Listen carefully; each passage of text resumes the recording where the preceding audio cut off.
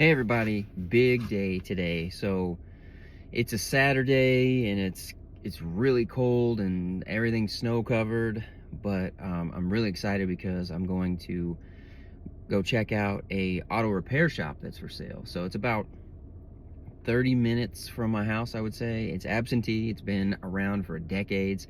I can't give you specifics about it, where it is or anything like that, but um, it is a really cool opportunity because it's two sides. One side is the auto repair shop.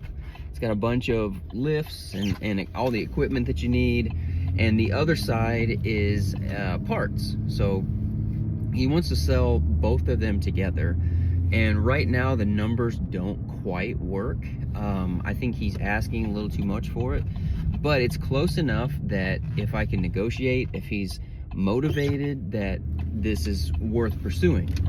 So the idea here with cash flow compared to asking price is I like to see a business that is going to cash flow at 3 times, or at a multiple of 3, let's just say that. So what I mean by that is if the cash flow times 3 is more than the asking price, then it will service the debt and it will make money. So if you can find a deal like that, you put 10% down on it, the way that works is that you will make enough money off of it that if you take all the profit and cash flow that the business is making, that it will pay off the debt in about 2 years generally, depending on how big it is. But as a general rule of thumb, it will service the debt. It'll be a good deal for any banks or the SBA, and you'll be able to pay all that back, and then in a couple of years you have positive cash flow with no money in it. That's the dream right there, right? That's what everybody's into this investing thing for. You're looking for businesses and real estate that's going to cash flow and pay you back and then have truly passive income. Now, I will say that businesses aren't quite passive, unless you put people in place to do everything for you, but then it's at the sacrifice of cash flow, right? Now, this particular auto repair shop that I'm looking at is absentee, so the owner doesn't really do anything, and there are management and several managers in place to keep it going, and that's both sides of the business. So I'm really excited. I love this stuff.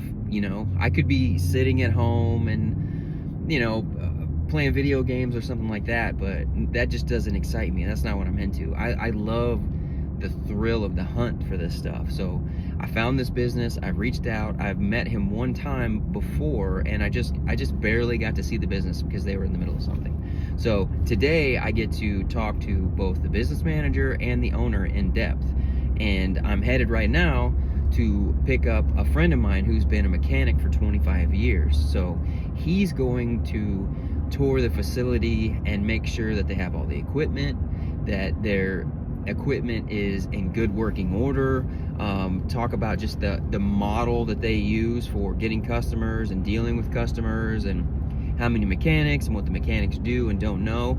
That kind of stuff he's going to take care of for me, and it's invaluable to have someone who is an expert in this kind of stuff, because I would be lost as far as the equipment and day-to-day running of the business. That's not what I'm here for. I'm here to run the business, to invest the capital that it needs to get going. So he's gonna handle that. We're kind of gonna double team the owner and the business manager and see what we can do. When you go into situations like this and you know that they're asking too much, then it really comes down to numbers. So I'll be discussing numbers with the business manager because I know that it's overpriced. I know that the multiple is off, and what they say is there's a lot of blue sky in the deal. And what they mean by blue sky, if you don't know, if you've never heard that term, is that there's a lot of upside, so you can add value to the business. So they're saying that new management could come in, you could put more into advertising and marketing, and then there's a lot of upside, and they try to factor that into the price. Well, as far as I'm concerned, that is just a bunch of smoke and mirrors, because you don't know for sure. So what I do is I take all those numbers, I take the last 3 years of tax returns, because no matter what they do, they can say they had this or they deducted this or whatever, it's all in those tax returns. So those are the numbers I'm using. So I'll take the last 3 years of tax returns and I'll take the net profit or loss and I'll average those together. And whatever that number is, times 3 is the most I'm willing to pay.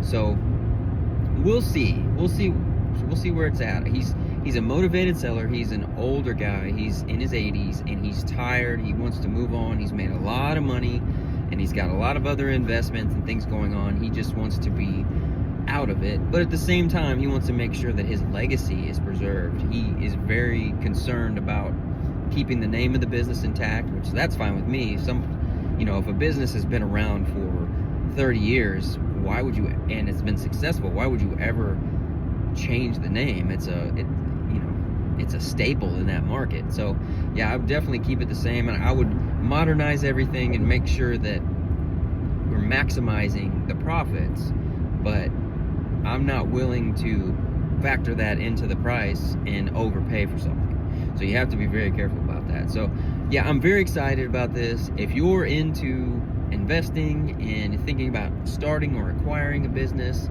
and you're looking to take your life to new levels and to raise your family up and get some financial freedom, then like and follow, because I don't ask for any money. I don't sell courses. I don't do any of that stuff. I just do lives and I answer people's questions.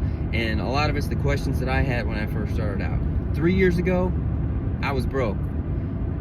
Not now. I have multiple businesses. I have several pieces of real estate, investment property, short-term rentals, multifamily, and I have changed my life by learning how money works. And when you learn the language of money, there are no limits. So yeah, like and follow, join my lives, and just tell me what you're into and we'll figure this out. Ask questions. I love talking about this stuff.